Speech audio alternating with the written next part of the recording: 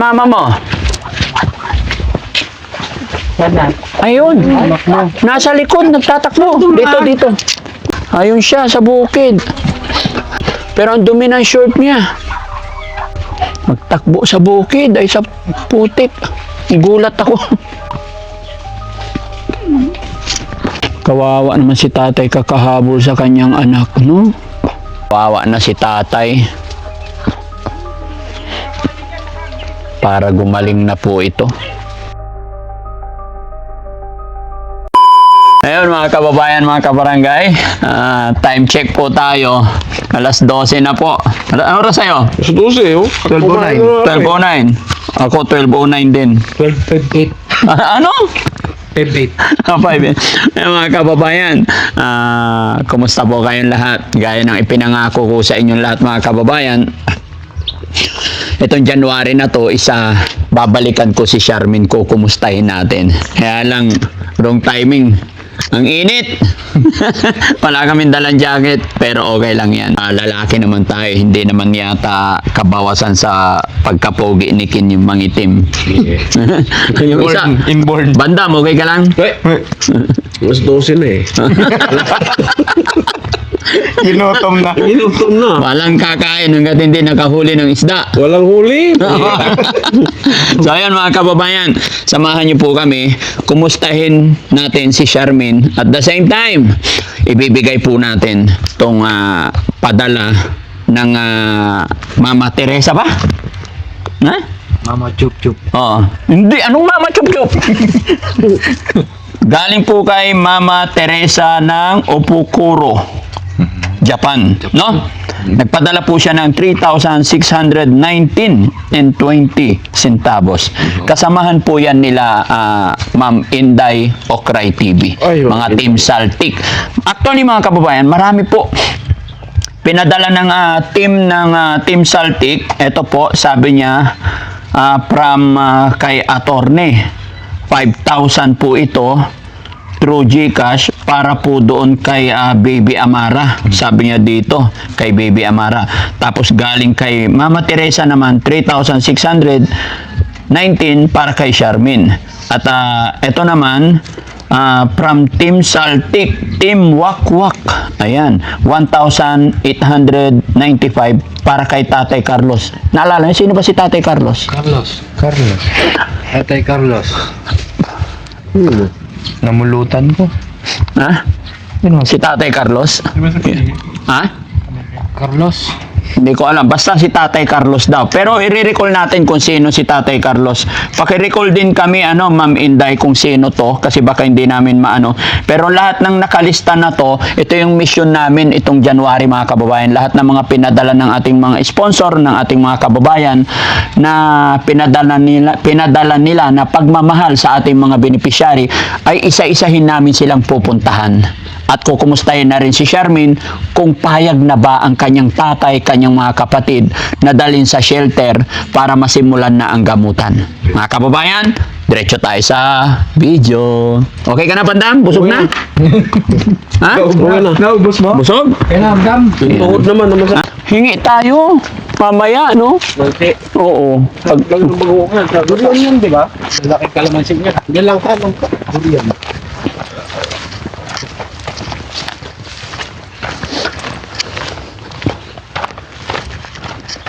Bilisan nyo kasi mainit. Saan ba yung bahay nila? Pagkatulo, mga 2 kilometro pa. 2 kilometro pa. Ayun.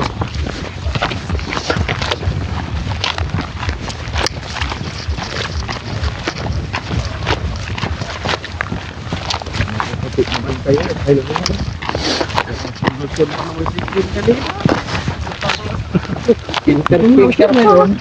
Ano yun? Init. Kasi, Ha? Pati ikaw masakit na tuhod mo? hindi pa. Kala ko matakit na. Iba yung kanya eh. Iba yung sumasakit yata sa'yo eh. Oy, pumapayat na si Kuya Rab. Yeah. Ay, dati di ako makahabol. Oh, ngayon makahabol ka na. Very good. Ayun kalahati. Si Tatay John. Si Tatay John, kalma lang, kalma. Kalma lang.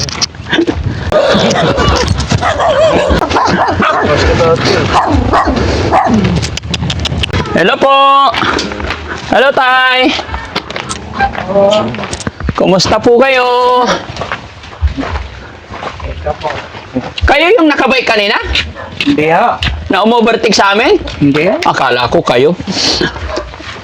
Kumusta kayo dito, Tay? Mabuti rin ho. Kumusta ang New Year? Nakaraos din. Nagpaputok ka? Hindi ho. Ay, hindi. Kumusta si Charmaine? Andyan din ho. Ayaw maligo. Ayaw maligo. Mula nung piniliguan natin. Oh. Huling-huling ligo niya, yung paligo natin. Oo. Ano nang nangyari? Ano na itsura? Ay, wala. Pati kahit hindi maligo, andun sa higaan niya yung binibigay namin pamalit niya. Oh. Ayaw pa rin. Ganun talaga yung Tay. Kumbaga, hanggat hindi po napapainom ng gamot, walang pagbabago yan. Kasi yun na yung nasa isip niya po talaga. Kaya ang pinaka-the best talaga dyan is yung decision ninyo. Yung usapan ninyo ng mga kapatid niya, lalong-lalo na kayo, kung ano ang desisyon. Okay naman po. Ayaw naman po sila kasi gusto talaga nilang gumaling yung Yes kapatid po. nila. Payag sila na dalhin sa shelter. Uh-huh. Pero ang gusto kong iklaro, Tay, yun po, pag dinala namin sa shelter yan, mga ilang araw, kasi ang mangyayari dyan, pag dinala namin sa shelter, alagaan muna mga 1 buwan or 15 days, o kahit 10 araw lang, depende sa sitwasyon, schedule namin. Pagka kilala na niya kami, control na, saka dadalhin po sa pagamutan. Pero ang big question namin is kailangan po namin, yung lagi ko sinasabi, yung kayo po nakasama dapat. Kahit isa lang. Wala namang ibang kasama niya kundi ako na lang siguro. Ikaw na lang. Opo. Paano tayo halimbawa, dinala ko siya doon, tapos sinabi kong, Tay, pupunta tayo. Baka mamaya magkakaroon na ng problema. Ay, Daddy Frank, hindi ako makasama kasi walang maiwan dito. May baka ako, may kalabaw ako. Sana po hindi tayo ganon. Wala po. Wala akong alagang baka o kalabaw.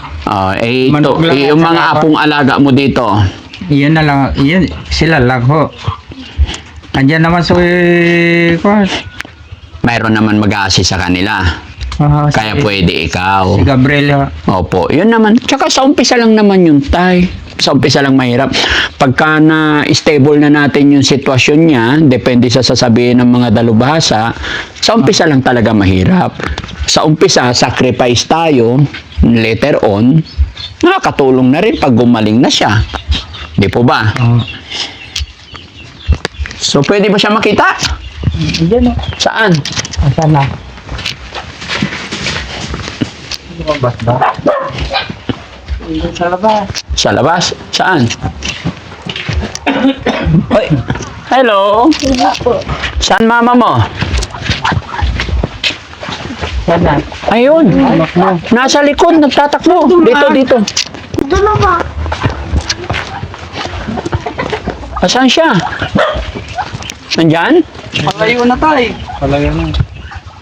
Ay na yun. Ay sobrang dumi niya.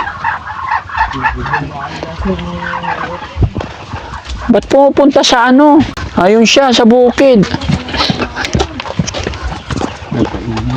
Ha? Nagpainit. Lumilis siya tingnan, no? Pero ang dumi ng short niya.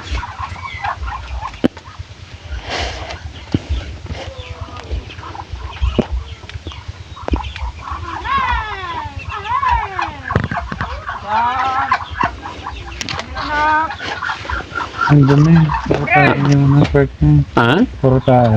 Puro tayo yung short niya. Hindi siya nagpupunta sa CR. Tumatay na lang siya sa short niya, no? Hindi talaga kayang paliguan ni tatay.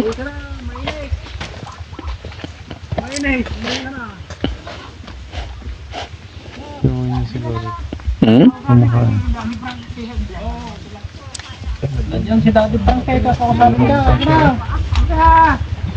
Yung short niya, puro tayo sa likod, no?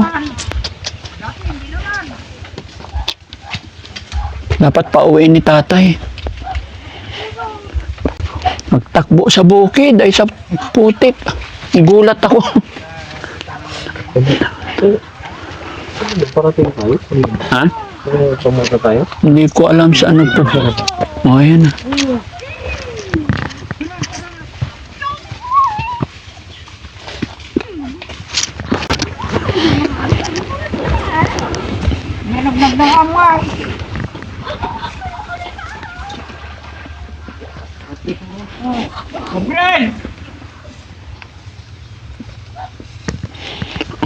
Kawawa naman si tatay kakahabol sa kanyang anak, no?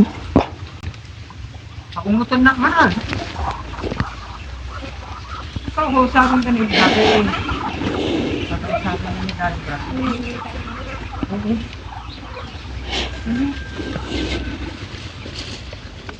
Hawakan mo tayo. Hawakan mo tayo. Lalayo yan. Kabila kayo. Ikaw ko. Hawakan mo tayo. Hawakan mo tayo. Hawakan mo tayo. Hawakan mo tayo. Hawakan mo tayo. Iuwi natin mga kababayan. Nakakaawa ng matanda. Kawawa na si tatay. Para gumaling na po ito.